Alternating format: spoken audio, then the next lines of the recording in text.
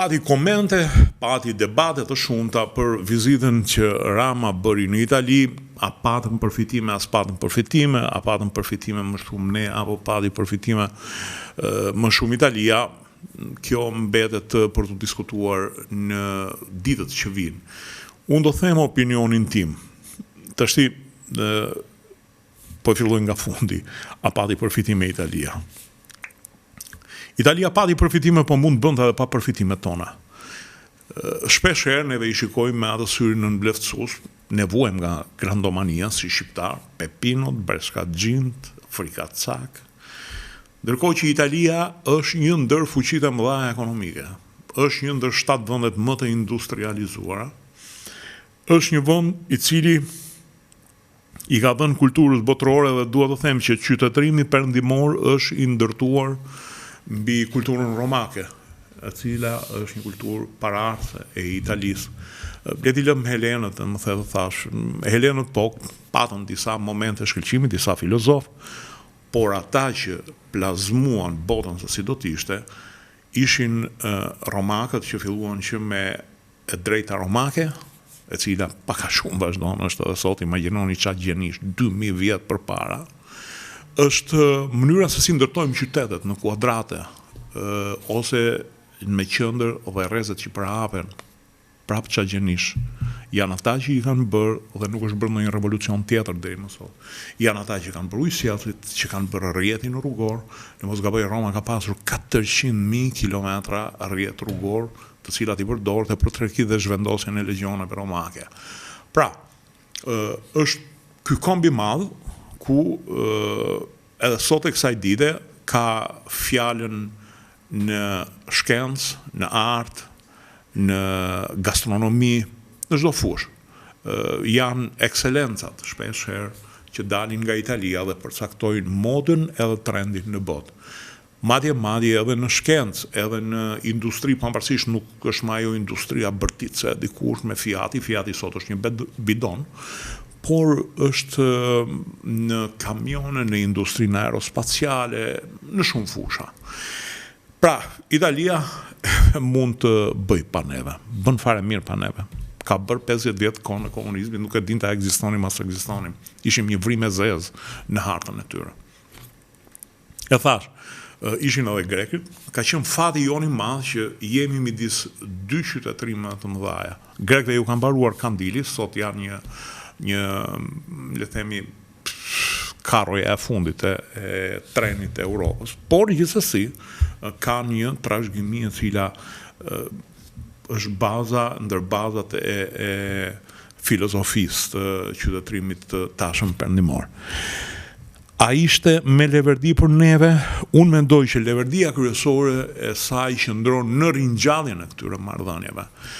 Shumë geopolitik të zotë të Italisë kanë mbajtur edhe fjalë në Senat, kanë thënë që tërheqja jon nga Shqipëria ka bërë që ky vakum të mbushet nga turqit dhe amerikanët.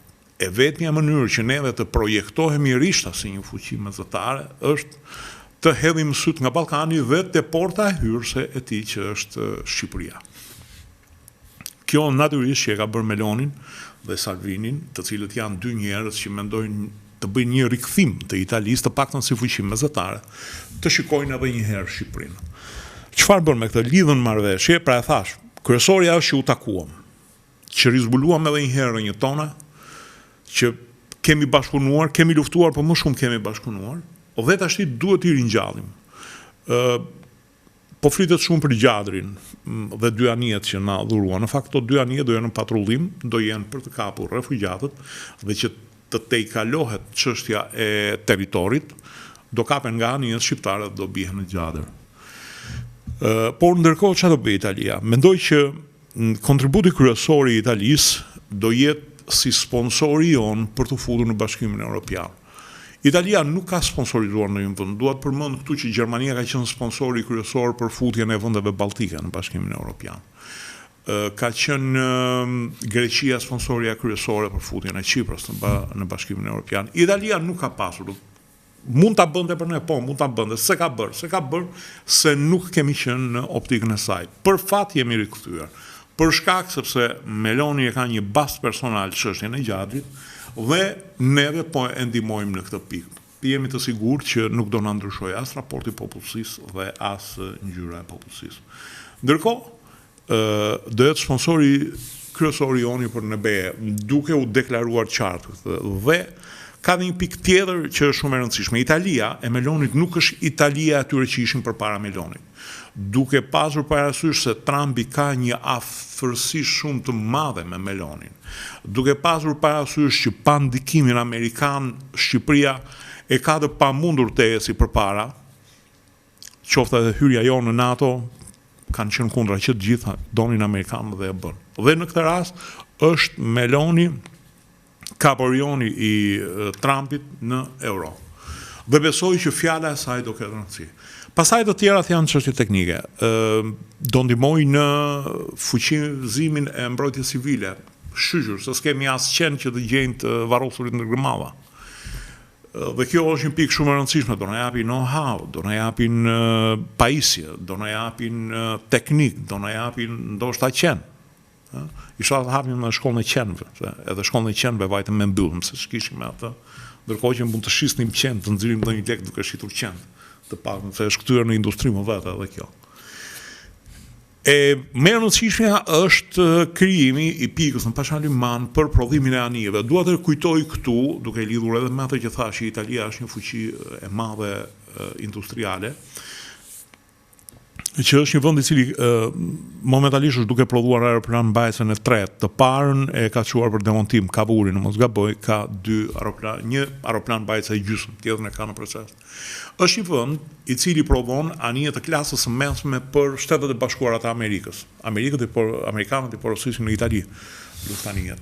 Pra është një vend i cili ka një industri të zhvilluar navale. Thuhet pse iku Dameni, po pse të hynë italianët, unë jam partizane italianëve se merrem i vesh, sepse Italia ka pasur marrëdhënie ushtarake me ne gjithë 30 vjeçare, ka ndihmuar ushtrinë tonë me pajisje, me kamiona, me armatim e të tjera, dhe ka një lloj raporti midis nesh. Ngritja, se imagjinoni Dameni është në veri dhe neve jemi në jug, bënte shumë të vështirë lidhjen, ndërsa Italia është përballë.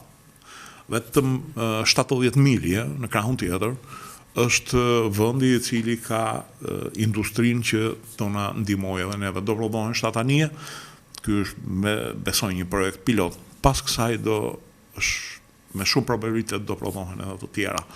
Kështu që mendoj që këto janë 3 pikat kryesore të kësaj marrëveshje, të këtij takimi, më saktë, dhe që do jetë një spunto për rindezjen e marrëdhënieve. Udhëheqës të tjerë më përpara e kanë bërë këtë pa ja dalë. Nano ja u përpoj shumë, nuk ja doli. Në atë kohë neve shiheshim edhe si ditëzin të Europës. Berisha u përpoj, nuk ja doli. Madje duhet thënë që kalimi Tapit ka pasur kundërshtar qeverinë e Berlusconit, dhe ndoshta ne dhe u detyruam të bënim koncesione shumë të mëdha në mënyrë që të kalonte nga neve, që nuk e di a ja vletën as ja vletën ato koncesione, po gjithsesi. Rama ja doli. Ja doli jo vetëm sepse është i zoti Rama, por shqiptarët mbas 35 vjetësh nuk janë më ata anijeve. Shqiptarët janë një zë i rëndësishëm në Itali, janë 600.000 shqiptarë ku mira për tyre kanë biznese. Do mos harroni që janë shqiptarë, janë pothuajse të gjithë forcë pune, dhe forcë pune e kualifikuar, jo Denkbamark, dhe të gjitha këto do bëjnë që shto këtu pastaj edhe Melonin, orientimin e politikës Melonin. Mendoj që kjo ka për të qenë një nismë e mirë, dhe mendoj që ishte një takim i rëndësishëm. Nuk ishte një takim për të kaluar radhën, që ta ham një pizza, ta ham një mozzarella, se pizza e mozzarella me të drejtën bëhen më të mira në Tiranë se sa në Itali, si ka ardhur puna.